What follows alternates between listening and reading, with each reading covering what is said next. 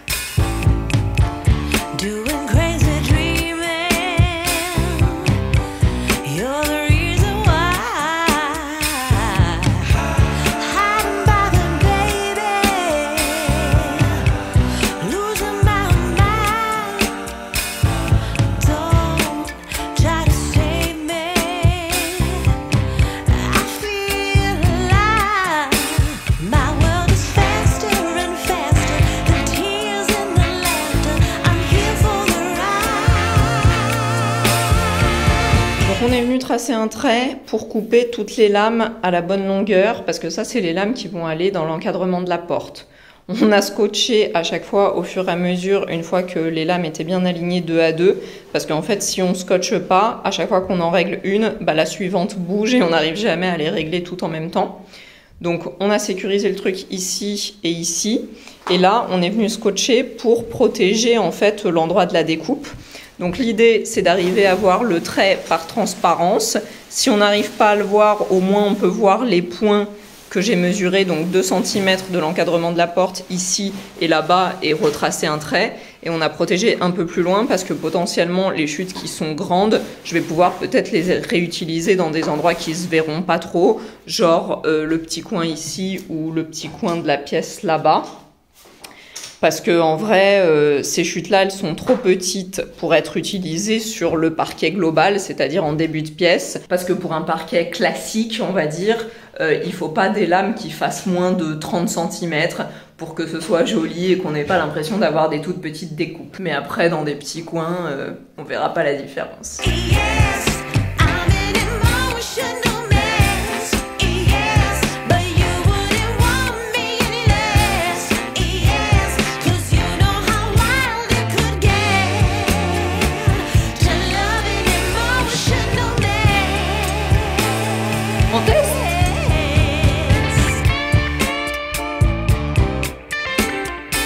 Une fois que toutes les lames sont repositionnées, en fait, bon, celles qui sont collées, heureusement ça va parce qu'elles sont parfaitement alignées.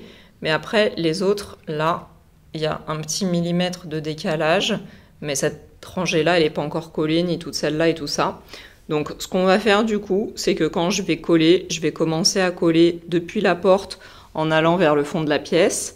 Et comme ça me permettra d'aligner parfaitement toutes les lames qui vont venir ici. Et puis après, si j'ai un décalage là-bas, bah, ce sera pas très grave parce que en vrai, là-bas, je peux jouer un peu avec mes cales et de toute façon, ça sera caché derrière la plinthe. Mais au moins, la partie visible, elle sera parfaitement alignée. C'est possible dans cette pièce-là parce que tout ça, c'est pas encore collé. Par contre, dans la pièce d'à côté, le problème, c'est que on a déjà collé la plupart des trucs. Donc là, bah, il va falloir qu'on s'applique extrêmement bien pour arriver à que tout soit aligné parfaitement parce qu'on n'a pas de marge de manœuvre. Comment ça fait trop plaisir de se lever et de voir ça. J'aime trop. Moitié parquet, moitié Dynachoc. Et là, la découpe, on dirait un petit tapis. C'est vraiment cool. Et j'adore parce que le paysage n'arrête pas de changer. Tous les jours, le setup est différent. On n'a pas autant avancé que ce que j'aurais espéré hier. Déjà, j'ai commencé ma journée hyper tard et puis les pièces étaient assez encombrées, c'était pas facile de travailler. Et quand Stéphane est rentré du boulot, on s'est occupé de découper du coup les lames qui vont aller à l'entrée de ma pièce. Et on n'a pas eu le temps de faire la même chose pour la deuxième pièce parce que je me suis aperçue premièrement que j'avais pas fini de repérer les lames et puis en plus après il se faisait tard, il était 20h passées et du coup on essaye quand même de limiter le bruit qu'on fait après une certaine heure. Dans le fond de la pièce, pareil, j'avais pas fini mes repérages, j'avais espéré qu'on pourrait réutiliser certaines petites chutes, mais non, les chutes sont vraiment trop petites. Et pour ce qui est de tout le long du mur, en fait, Stéphane préfère découper au moment où on colle, parce que comme on a toujours ces problèmes de mur pas forcément très droits, on veut pas se louper sur les découpes. Ma mission pour aujourd'hui, ça va être quand même de finir intégralement le repérage de la pièce avec la verrière, ma pièce, parce que comme ça, le jour où on va coller, on pourra coller l'intégralité de la pièce en même temps. C'est souvent là où on a des soucis, au moment où on s'arrête, parce que c'est là où on se met à avoir des micro-décalages et que du coup la pose est un petit peu irrégulière. Et comme cette pièce-là, elle a des problèmes un peu de niveau de sol, parce que c'est la pièce où on avait rebouché les trous au sol de l'ancienne cloison de la cuisine et le sol n'est pas parfaitement droit à cet endroit-là. Donc l'idée c'est de coller l'intégralité de la pièce en une seule fois et comme ça avec la colle on va pouvoir rattraper un petit peu les irrégularités de niveau. Bon, on est d'accord, ça remplace pas un ragréage mais ça permet de compenser un tout petit peu. Et puis je suis un peu pressée de finir d'utiliser mon sachet de colle. D'habitude on essaye de les utiliser en entier mais là on a dû s'arrêter au milieu. Donc j'espère que la colle sera toujours utilisable quand on va s'y remettre. Franchement ça m'embêterait de la perdre, ça coûte quand même une petite fortune ces trucs. Mais avant de se mettre au travail, il faut qu'on fasse une petite aparté sur le Dynachoc. Parce que je reçois souvent des questions dans les commentaires, c'est quand même une sous-couche qui est assez chère, donc est-ce que le prix vaut vraiment la qualité de l'isolation phonique? Et souvent je sais pas quoi vous dire, parce que nous on a acheté ça parce qu'on a pensé que c'était la meilleure solution pour nous ici dans l'appartement, mais moi je suis pas une experte ni de l'isolation phonique, ni du Dynachoc. Donc on va faire un test parce que je pense que c'est le seul moment dans l'histoire de l'appartement où on a toutes les conditions qui sont réunies, c'est-à-dire une partie du parquet qui est collée, une partie du parquet qui est posée sans être collée, le Dynachoc sans parquet et le carrelage, donc le sol, avant la pose du Dynachoc. Donc j'ai téléchargé sur mon téléphone une application qui s'appelle Sonomètre et qui sert du coup à mesurer le niveau sonore. Franchement, j'ai pris une application au hasard, j'ai pris celle qui était le mieux notée, donc on va voir. Donc je vais commencer par mesurer l'intensité sonore de ma voix. Donc quand je parle, vous voyez, on est aux alentours des 70 décibels. Je me rends pas compte, vous croyez que je parle fort? Et par contre, quand j'arrête de parler, on est aux alentours des 30-35 décibels, 32, 34, bon ça varie un peu. Donc maintenant, je vais aller mettre une paire de ballerines avec des petits talons. Ouais, je vais pas mettre des talons aiguilles parce que j'ai pas non plus envie de niquer mon parquet tout fraîchement posé. Et on va mesurer l'intensité sonore de quand je marche sur le carrelage, quand je marche sur le Dynachoc, quand je marche sur le parquet non collé et sur le parquet collé. Et on va voir s'il y a une différence. Donc j'ai revêtu mes souliers de verre. C'est vraiment classe avec mon outfit de travaux. J'ai lancé mon recorder. Je vais poser mon téléphone par terre. Tac. Et on va aller marcher et on va voir ce que le téléphone enregistre.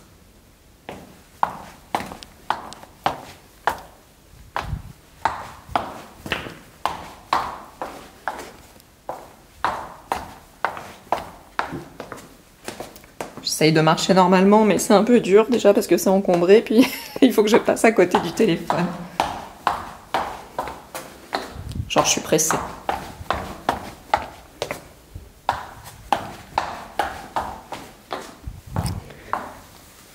Bon, je peux pas revenir en arrière sur l'enregistrement, donc on verra le résultat tout à l'heure. On va tester maintenant sur le Dynachoc. Ok, donc j'ai relancé l'application. Tac. Et maintenant, on va marcher le plus naturellement possible.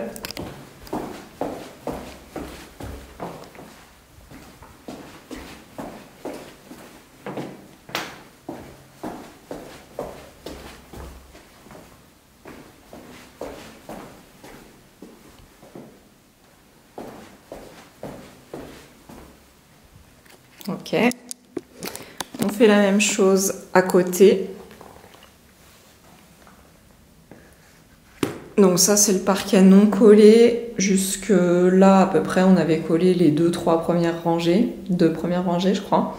Donc je vais marcher juste là.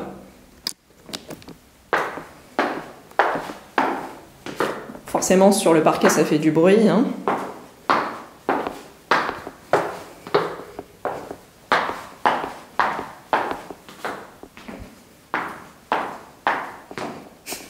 Je suis pas sûre que le résultat de ce test soit super concluant parce que forcément le parquet ça fait beaucoup plus de bruit que le carrelage et que le Dynachoc, clairement. Bon, et dernier truc, on va tester maintenant sur la partie du parquet collé.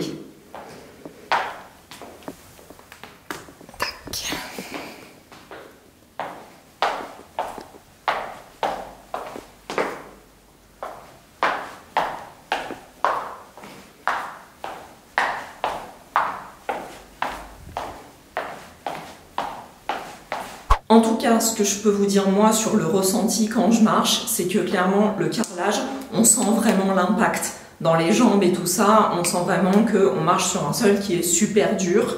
Alors en plus, je vous rappelle que notre carrelage, il est directement collé dans la dalle béton, donc c'est vraiment un truc super compact. Ensuite, quand on marche sur le Dynachoc, on sent qu'il y a un certain amorti, mais je sais pas comment vous dire, on sent quand même la vibration du sol en dessous, c'est-à-dire que on sent que c'est plus mou, mais on sent qu'il y a quelque chose de dur en dessous. Et par contre, ensuite, quand on marche sur le parquet, on sent que le parquet, en fait. C'est-à-dire qu'on sent pas du tout le fait qu'il y ait une dalle béton, le fait qu'il y ait du carrelage en dessous. On sent vraiment que le sol, il est comme un peu moelleux. Alors, c'est vrai sur le parquet non collé, mais non collé, on sent quand même que les lames, elles sont comme en suspension et que quand on marche dessus, elles cognent un peu contre le sol qui est en dessous.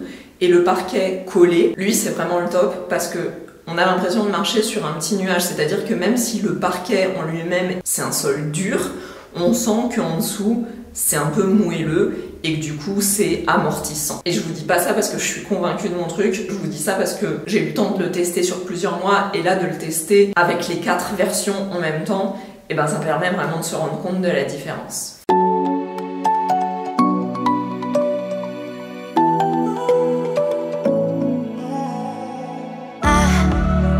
To let go of all of the nonsense that you put me through.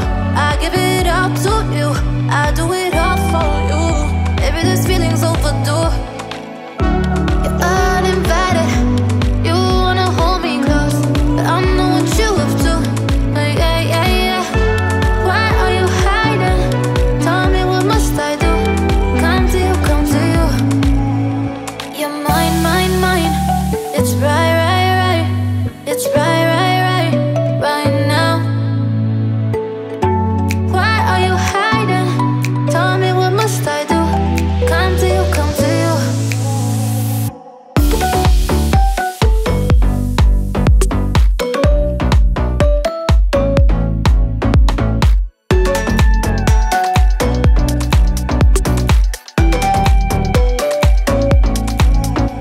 You're mine, mine, mine. It's right, right, right. It's right, right, right, right now. Why are you hiding? Tell me what must I do? Come to you, come to you. I try to let go of all of the nonsense that you put me through. I give it all to you, I do it all for you. Maybe this feeling's overdue. You're uninvited, you wanna hold me close, but I know what you have to. Yeah, yeah, yeah. Why are you hiding? Tell me what must I do? Come to you, come to you. You're mine, mine, mine. It's right, right, right. It's right, right, right, right now. Why are you hiding? Tell me what must I do? Come to you, come to you. Quand on a des murs pas droits, il faut prendre les mesures de chaque côté des lames parce que sinon on se loupe comme ce que je viens de faire. Il y a un côté où il manque 1,5 cm, donc du coup je suis obligée d'aller rouvrir un carton de lame pour rechercher une nouvelle lame pour la remettre ici. Ah la loose. D'habitude, on utilise la petite scie plongeante qu'on a achetée à Action, mais là, elle est déchargée, elle veut plus se recharger. Donc, on est obligé de faire les dernières découpes à la scie sauteuse. C'est la galère, il y a tout qui est en train de se barrer.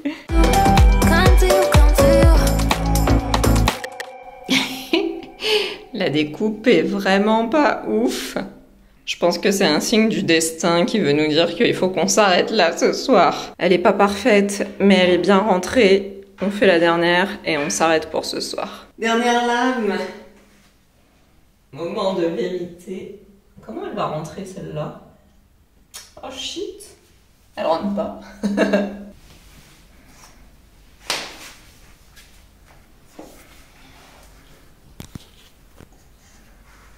Oh non, sérieux, comment elle rentre?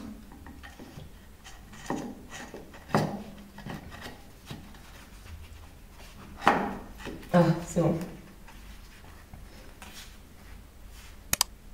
Tac.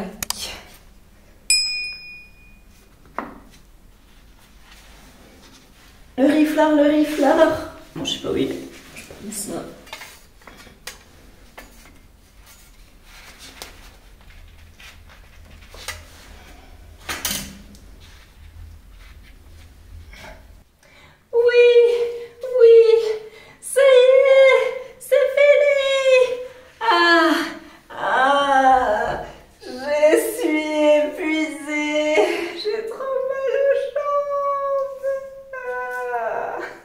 Ce soir, tous les petits problèmes d'ajustement sont réglés, donc je pense qu'on va essayer de coller l'intégralité de tout ce qui nous reste. On va voir si on y arrive, sachant qu'il est déjà 19h.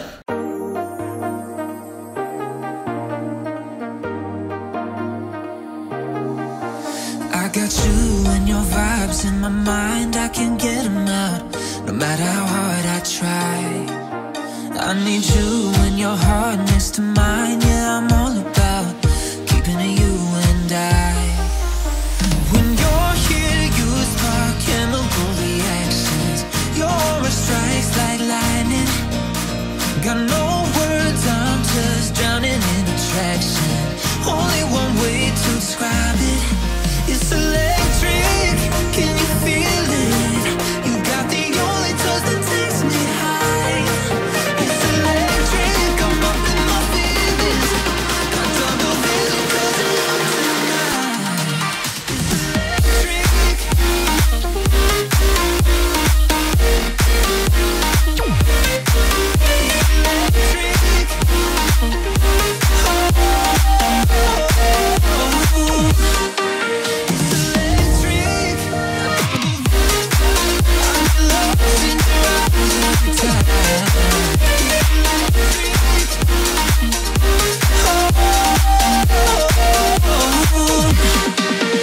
I get lost in your eyes every time, there's no turning back. Swear I ain't got a chance. Had me caught